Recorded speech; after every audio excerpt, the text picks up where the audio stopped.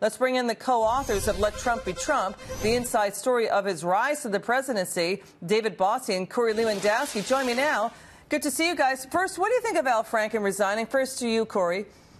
Look, I'd love to hear the definitive date that Al Franken's actually going to walk away from the U.S. Senate, because in Washington, D.C., Liz, I think you're exactly right. He says he's going to do it sometime in the future. The uproar goes away, and Al Franken's still sitting in the U.S. Senate a week, a month, or a year from now, because nobody's going to force him out.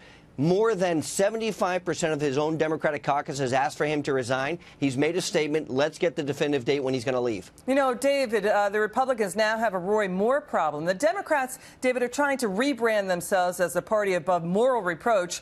But, you know, none have given back the Harvey Weinstein donations, and only one, Kirsten Gillibrand, barely criticized Bill Clinton. Go ahead, David.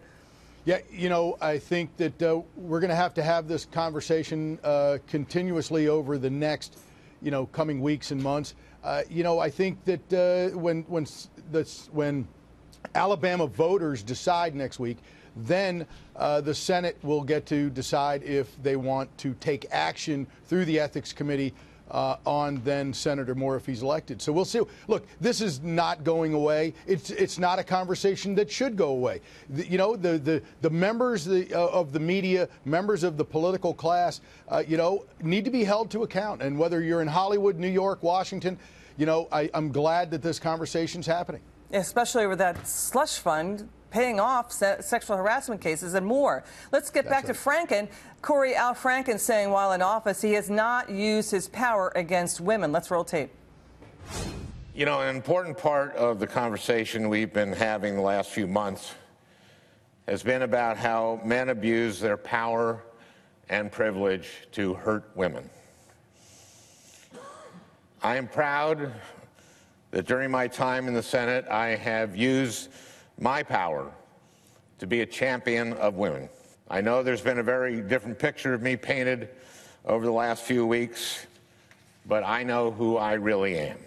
All right, guys. Okay, of course Al Franken will say that. He's already made similar statements. He also took a shot at President Trump and Roy Moore. But, you talk in your book about the Access Hollywood tape, Corey. We want to know, what was the First Lady's reaction to that, and the First Family, the President's daughters? What was their reaction to the Access Hollywood tape? Melania Trump said that she knows her husband, and this was locker room talk. It was boy talk, is what she said.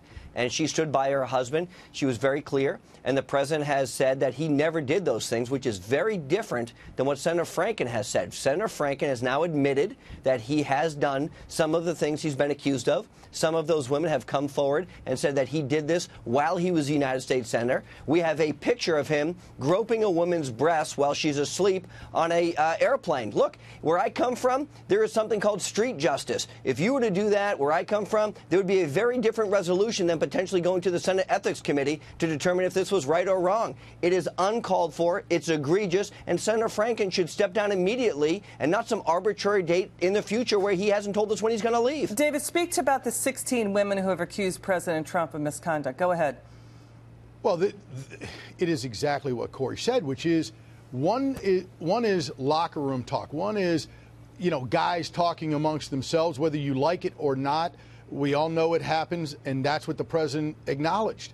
But there's a difference between photographic evidence, like in Al Franken's case, or in these congressional cases where they use taxpayer dollars to pay the women off. So we know there is evidence in those cases. Okay. Here, there's just a big difference between the two. I want to get to FBI Director Christopher Wray defending the FBI after President Trump's criticism as Representative Jim Jordan really pushed back hard on the Robert Mueller Russia probe, calling for a second special counsel to look into the FISA warrants and how they came about to basically spy on Trump campaign aides. Listen. Peter Strzok, Mr. Super Agent at the FBI, I think he's the guy who took the application to the FISA court.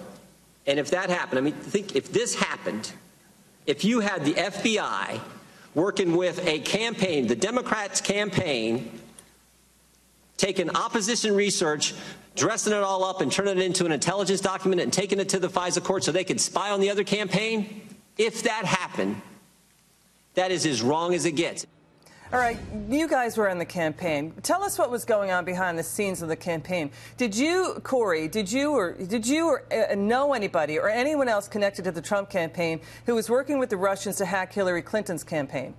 Never. And let me say this. I sat next to candidate Trump for 18 months, 18 hours a day, 7 days a week. Never was there collusion, cooperation, or coordination with Russia in any way, shape, or form. And what I have said very publicly, and I stand by, if anybody attempted to or did manipulate the outcome of this election for a foreign government, that person should go to jail for the rest of their life, and that would include FBI agents who potentially use their power in the deep state to manipulate government agencies like a court to enlist FISA warrants or to change rules or regulations as it relates to the Hillary Clinton investigation. I'm gravely concerned about this agent, and right now, all we know is that he's been demoted to the Human Resources Department, which I think is still circumspect at best. Yeah, we're staying on the story here on this show. The Trump empire's real estate dealings, David, with Russians and money laundering is now under the microscope. Have you ever heard anything about that any Russians were using shell companies or real estate dealings with the Trump empire?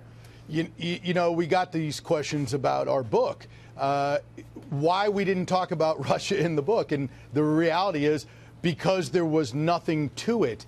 You know, we just look at this case and say it was based on this collusion accusation. And this investigation has been going on a year and a half now, 18 months of an investigation, not a scintilla of evidence that there's been any collusion or cooperation between the Russians and our campaign. And let me just say, we acknowledge that the Russians were trying to impact both campaigns, and we disagree with that. We want them to never do that again. We want American campaigns to be stood up so that they can't be impacted again. And so we'd like to see that happen. But there was no evidence of collusion.